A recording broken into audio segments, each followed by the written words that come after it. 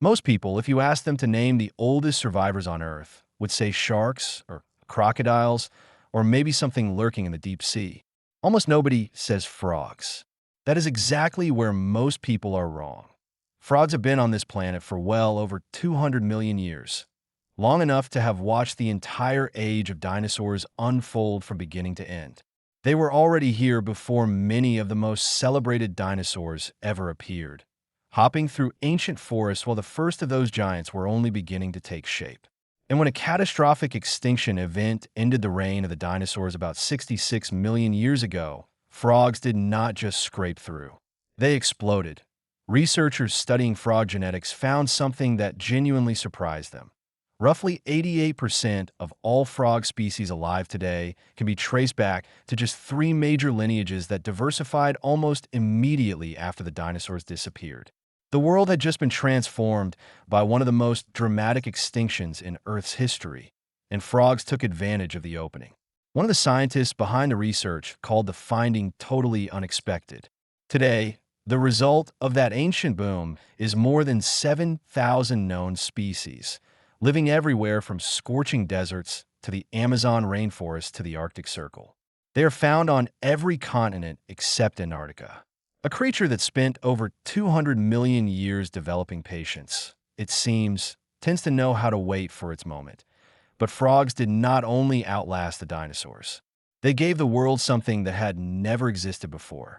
Frogs were the first land animals on Earth to evolve vocal cords.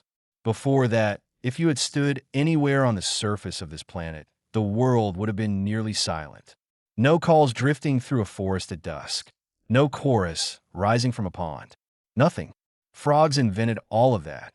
Male frogs have vocal sacs, pouches of skin that inflate with air and function like a built-in megaphone. Some species produce calls loud enough to be heard a full mile away. And every single species has its own distinct call, a sound as unique to it as a fingerprint. The creature that outlasted the most famous animals in the history of this planet, that sparked an explosion of diversity from the wreckage of a mass extinction, that put the first true voice into the natural world. It is something small enough to sit in the palm of your hand. 100,000 people.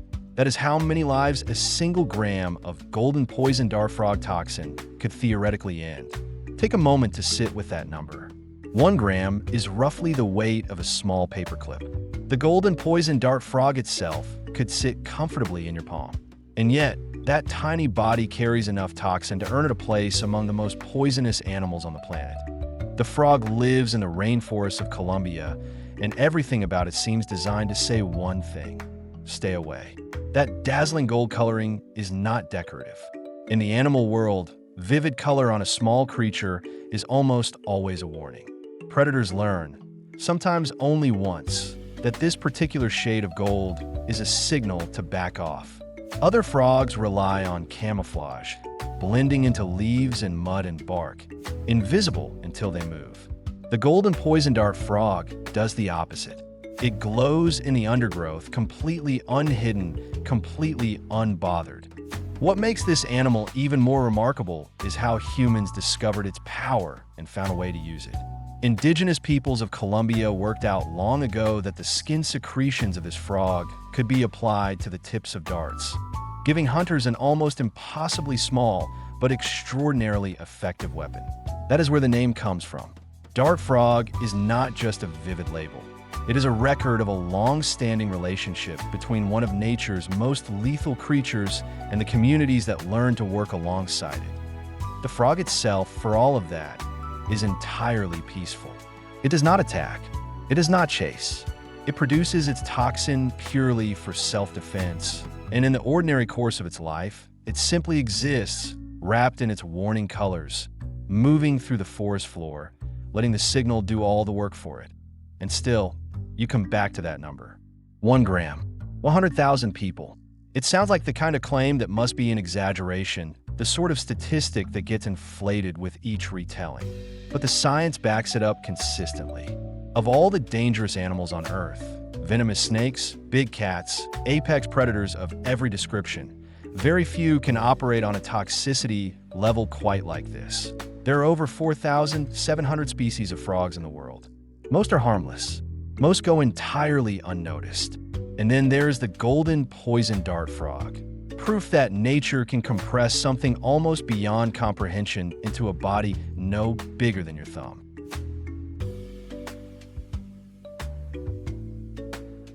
Imagine you are standing beside a rainforest stream in the Amazon, scanning the underside of a leaf. At first you see nothing, just a smear of green. Then something catches your eye, a tiny pulse, rhythmic, insistent. And when you look closer, you realize you are watching a living heartbeat through the chest of a frog. That animal is a glass frog, and what it can do is almost impossible to believe. Found across Central and South America, glass frogs have skin so translucent on their undersides that their internal organs are visible without any tools at all. Look close enough and you can watch the heart pump, the liver sit dark beside it, the gut loop beneath. Some species even have transparent bones. But here is the part that genuinely bends the mind. That transparency is not simply an accident of biology. It is a deliberate, actively managed trick. When a glass frog settles onto a leaf to rest, it does something extraordinary. It pulls roughly 90% of its red blood cells and packs them tightly into its liver. With that dense mass of cells concentrated in one place, the rest of the body becomes virtually invisible. The frog does not change color. It does not grow scales or burrow under bark. It empties itself, and through the chest wall, the liver sitting heavy with blood is about the only thing you can clearly make out. But the camouflage goes even further. Scientists publishing in the Proceedings of the National Academy of Sciences discovered something elegant when they studied these frogs closely. The legs are actually more translucent than the body. When a glass frog rests flat on a leaf with its legs splayed out around it, the edges of its body do not cut sharply against the green surface. Instead, they dissolve into a soft gradient. Solid body fading to half-transparent legs, fading to leaf. Predators hunt by locking onto the outline of their prey. By turning that outline into a slow blur, the frog defeats the very mental image a snake or bird needs to find idea as the animal you almost cannot see is not hiding in shadow or camouflaged in mud, is sitting right there in full daylight on a leaf, its heart beating in plain sight, vanishing through the one thing no predator thought to see past: transparency itself.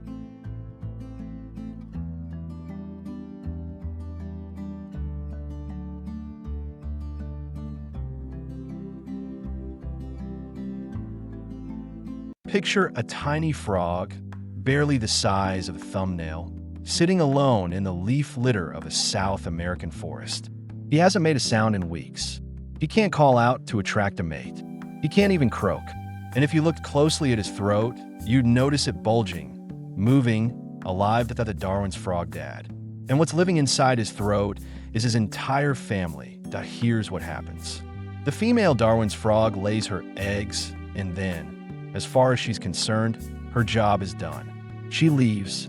The male stays behind, standing guard over the clutch until the eggs begin to hatch and the tiny embryos start to wriggle. Then he does something that looks, at first glance, absolutely horrifying. He swallows them. But he's not eating them, not even close.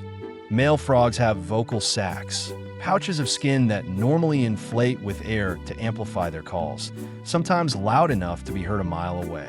Darwin's frog repurposes his. Once those tadpoles are inside, the vocal sac seals around them like a living nursery. The dad goes silent. No calling, no croaking for roughly 50 days. Inside that pouch, the tadpoles don't just survive, they grow. They develop legs. They absorb their tails. The whole dramatic transformation from wriggling tadpole to fully formed frog happens tucked inside their father's throat. And when they're ready, he opens his mouth, and out they come, tiny, perfect, completely formed froglets, hopping out into the world as though being born from a mouth is the most natural thing imaginable. For Darwin's frog, it is. This species lives in the forests of Chile and Argentina, and this behavior, storing living young inside a vocal sac, is not found in any other frog on Earth. It's an evolutionary solution so strange that when scientists first documented it, it took a while to convince people it was real parenting and not some bizarre accident of biology. What makes it even more striking is the cost to the father. For those 50 days, he carries the entire next generation inside him, foregoing his voice, foregoing almost everything a frog normally does. He is, in the most literal sense possible, giving everything he has to his kids. Most animals protect their young from the outside. This tiny frog decided the safest place was somewhere no predator would ever think to look: inside Dad.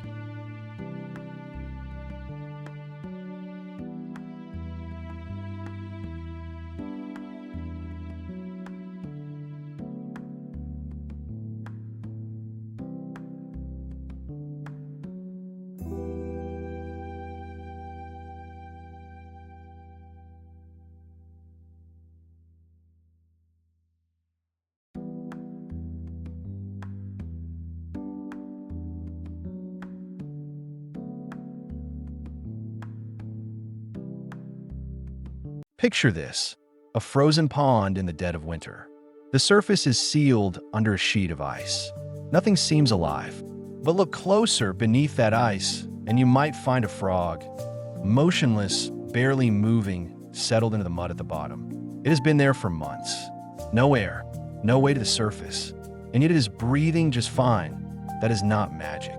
That is skinned out of frog skin is extraordinarily thin and permeable, which means gases can pass directly through it into the bloodstream, the same way oxygen passes through the lining of a lung. As long as that skin stays moist, a frog can pull oxygen straight from the water around it. No surfacing required.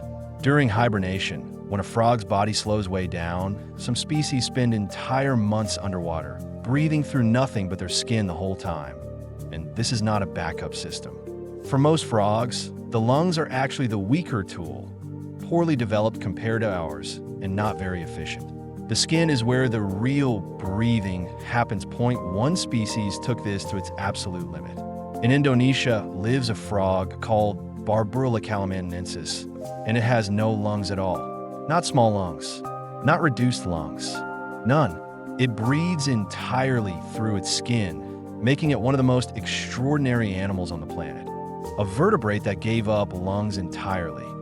That same permeable skin also explains something even stranger about how frogs drink. They don't. Not the way you do, anyway. A frog never raises its head and swallows water. Instead, it absorbs water directly through its skin. Some species have specialized patches on their bellies, called drinking patches, that are especially porous, designed to soak up moisture from whatever surface the frog happens to be sitting on. But that openness cuts both ways. Because whatever is in the water, oxygen, moisture, or chemical pollutants, passes straight through that skin into the frog's bloodstream. That is why frogs are treated as one of nature's most sensitive early warning systems. When pollution enters a pond, frogs absorb it almost immediately. When frog populations start declining in an area, scientists know to look hard at the water quality. They feel the damage before almost anything else does. The next time you see a frog resting by a pond, it is doing far more than sitting still. It is breathing, drinking, and monitoring its entire world, all through a single layer of skin. Here's what almost nobody tells you about with frogs. Before the real freeze sets in each winter, they spend a week or two cycling, freezing solid at night, then thawing out again during the day. Scientists think this back and forth actually primes them for the months ahead, giving their liver time to build up the glucose reserves they'll need to survive. Most people focus on the dramatic final freeze, but it's these rehearsal rounds that quietly set the whole thing in motion. Now step back and think about what this animal is actually doing. The wood frog is the only amphibian in North America whose range extends north of the Arctic Circle. Every other frog on the continent retreats, burrowing into pond mud, diving to the bottom of lakes, doing anything to stay below the frost line. The wood frog does the opposite. It burrows under a thin layer of fallen leaves on the forest floor, essentially above ground, and just waits to freeze solid. And freeze it does. Up to 65% of its entire body turns to ice. The heart stops, breathing stops, muscles stop. If you happen to find one of these frogs lying in the winter woods and bent one of its legs, it would most likely snap off like a twig. What keeps it alive is a chemical trick that rivals anything a pharmaceutical company could engineer. As temperatures start to drop, the frog's liver releases a massive surge of glucose, essentially sugar, into the bloodstream. That glucose floods every cell in the body, acting as a built-in antifreeze. At the same time, urea, recycled from the frog's own urine, adds another layer of protection. Together, these compounds stop ice crystals from forming inside the cells themselves. The ice that does form stays between cells, not inside them. And that distinction is the difference between surviving and dying. Then spring arrives. The frog doesn't snap back all at once. It thaws from the inside out, the heart restarting first, then the rest of the body systems slowly coming back online one by one. Once fully thawed, the wood frog is already moving toward the nearest breeding pool. It is one of the first frog species in the north to breed each spring, often while other frogs are still fast asleep beneath the surface of surrounding ponds. An animal that stops, freezes, and restarts itself every single year. It's been pulling off that trick for roughly 400 million years of amphibian evolution. One number worth sitting with for a moment: 1962. That single year quietly changed the future of medicine. And it started with a frog that a scientist named John Gordon took the nucleus from a cell in a tadpole's intestine and placed it inside an egg. What grew from that experiment was a fully functional tadpole, the first successfully cloned vertebrate in history. That discovery didn't just prove frogs were useful to science. It proved that every specialized cell in the body still holds the entire genetic blueprint to build a whole organism. It launched the entire field of cloning, eventually leading to Dolly the sheep and, decades later, to the cloning of human skin cells to extract embryonic stem cells. All of it traces directly back to a frog in a lab.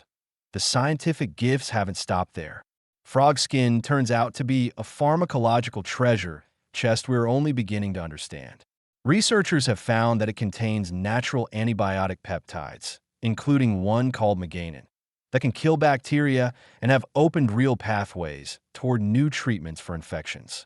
Beyond antibiotics, chemicals extracted from frog skin have guided researchers toward new approaches to managing pain and treating a range of other diseases.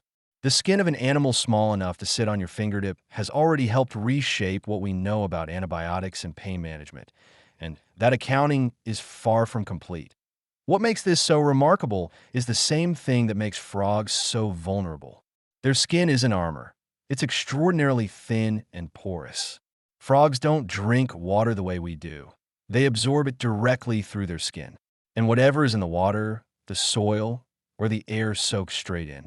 That's why frogs are among the most sensitive environmental indicators we have. When pollution enters a freshwater ecosystem, frogs register it first. Their disappearance is often the earliest sign that something is quietly going wrong beneath the surface, and they are disappearing. The Goliath frog, the largest frog on Earth, large enough to weigh as much as a newborn human baby, is now endangered, driven down by hunting and habitat loss. Many species could vanish before science ever has the chance to catalog what their skin contains. We may be losing cures we haven't found yet, medicines that no longer exist because the creature that made them no longer does. The most remarkable pharmacy on the planet is disappearing, one species at a time, before we've fully learned what it holds. If these facts surprise you, subscribe. There's plenty more where that came from.